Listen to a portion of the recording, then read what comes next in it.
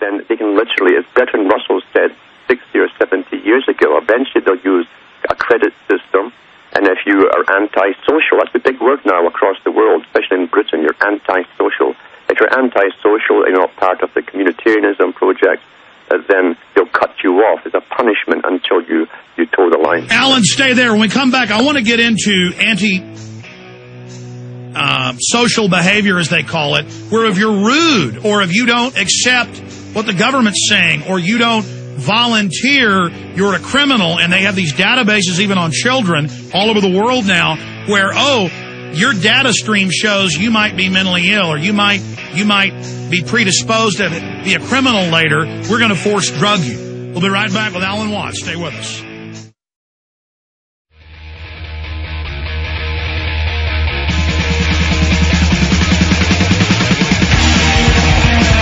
We are back live. Alan Watt is our guest. Your phone calls are coming up. The toll-free number to join us, 1-800-259-9231. Alan's one of those few guests we can get on to talk about basically any subject. I have read hundreds and hundreds of books written by the globalists. I have read thousands of their own documents, tens of thousands of news articles, their white papers. And so that's why when I get Alan Watt on, I know he knows what he's talking about. Because he knows the exact same info I know, but from sometimes a different perspective and his own way of delivering it. And so I've been asking some of the questions here. I want him to get into whatever he thinks is most important and news that's happened lately and things that are developing and where he sees the world, what he thinks of these shootings and at the Pentagon and the kamikaze attack and the calls for censoring the web. But you were getting into antisocial behavior. They now call taking a photo of your child in the U.S. or in England at a park antisocial pedophilia. They're arresting people who take photos of their daughters in bikinis in their own pool. That's now illegal, though there's not a law. They're now demonizing, it's political correctness into every level where they're just coming after the citizenry. So, Alan Watt, continue along those lines. Yeah, this is the Fabian technique that was also used in the Soviet system, where they believe that through scientific alteration of the mind itself through different techniques, they can create the type of person they want. And as a form of political correctness, now they tried it out extensively in China. China was the prototype model after the Soviet Union for this more advanced form of collectivism, where everyone thinks the same, says the same things, behaves the same way, even sometimes dresses the same way, depends on the era. But they had two men working at the United Nations who dreamed up the idea to test out on China using social approval and social disapproval. And what they did, they studied the cultural history of the Chinese, and they found out that traditionally, with certain objectives in mind, depopulation was one. And traditionally, China had very often, as a matter of its culture, had killed off newborn children, especially females, if they didn't need so many, type of thing. And they thought, how can we bring this into the new system where we want to really drastically reduce their population? They actually encouraged that, as you know, and they brought in the one-child per family policy. Initially, and the guys at the UN said this in one of their own statements recently, they said initially the militia had to come to drag women to the abortion clinics if they had a second pregnancy. Now they've trained the public that the neighbors themselves will drag the woman in to the clinic because they consider it as antisocial to have a second child. You're robbing the food from someone else's mouth, type of thing. You're not collective enough. And they get really angry, they'll do it. And that's what the phony environmental movement is all about, is teaching us the pie doesn't grow, rising tides don't raise all ships. Anyone doing well is your enemy. And so you need to get into the collectivist model. And once we have collectivist health care, then we've got to tax what you eat and do because we're all paying for it. And this is the nasty trick that the collectivist paradigm uses. Yeah, as I say, it's called social approval and disapproval. And in China, the two guys said it was such a success. These guys dreamed up, these two neuroscientists, they dreamed up this idea. They said it was such a success that they then they were the guys who brought in the United Nations war on smoking. And they trained the children at school to have Pavlovian responses if they saw anyone light up a cigarette 20 feet away. And I've witnessed that myself. They go into a sort of paroxysm, a spasm of coughing and waving their hands at 20 feet away. That's Pavlovian response. Oh, yeah. Alan, I have trouble with smoking. I start it, I stop it. I've got a real problem with tobacco. And I was down at Port Aransas. My wife and kids are inside eating. I don't smoke anywhere near them a few weeks ago. And I fell off the wagon and was smoking cigarettes.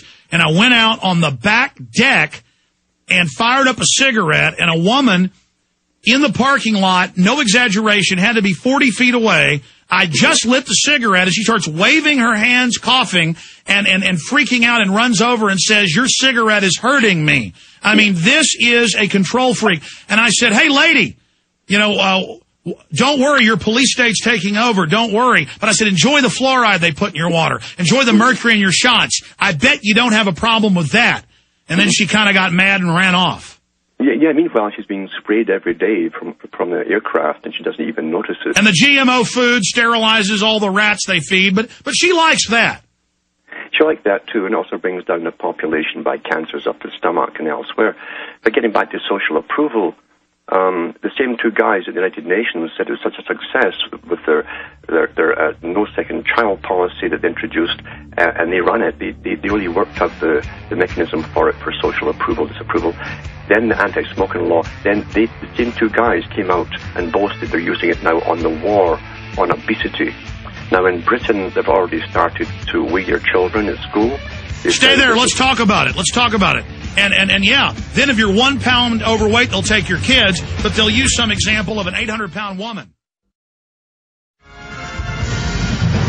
There's hundreds of different ways that the establishment conditions us to be tattletales, to hate our fellow man.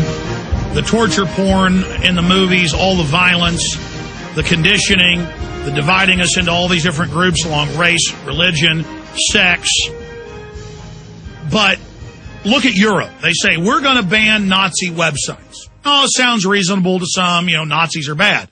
Then they've got the precedent set, and now, you can't criticize the EU. You can't criticize GMO food. You can't criticize the town council. Now the White House says you can't criticize groups.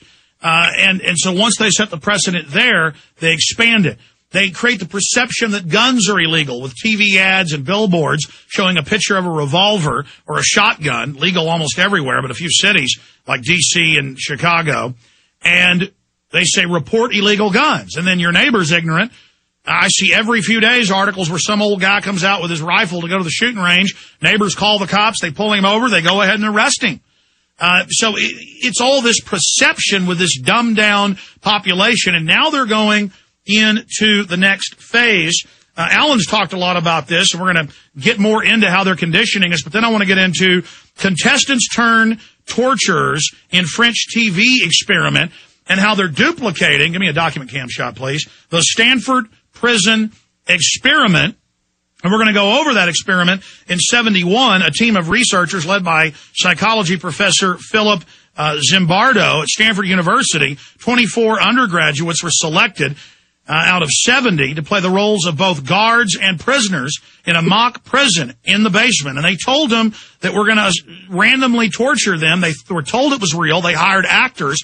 And they found that the vast majority would murder people and believe they were murdering. Well, now there's all these new Hollywood movies coming out about torture. I saw another one. I think I sent you the trailer. I think it's called The Final. In fact, pull up that. It's on YouTube. It's the top video right now. The Final. And the kids that aren't cool, they capture 50 of the other cool kids and they torture them and murder them, and it's a great good thing. So this is the massive conditioning. So when our neighbor's being drug away, we don't care if we're being drug away later, and our neighbor won't care when we're drug away because we're all being conditioned to it. Alan Watt.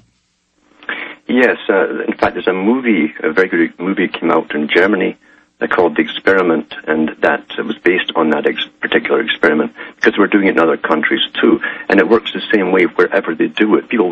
People really who don't know themselves, and that's the old maxim from thousands of years ago, know thyself. If you don't know yourself, you immediately get submerged into role-playing, and you adapt into the role, And sadomasochism takes over, actually, in prison guard society, between the prisoners and the wardens.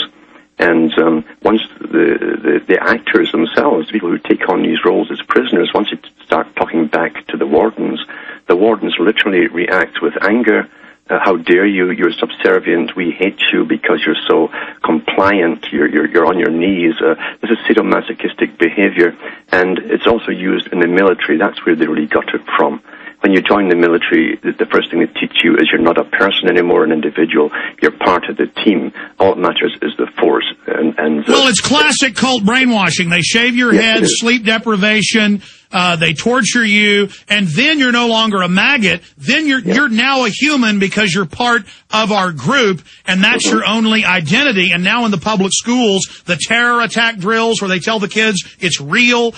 They tell them it's the gun owners that are doing this. It's the conservatives. It's the libertarians. It's the homeschoolers that are going to do this.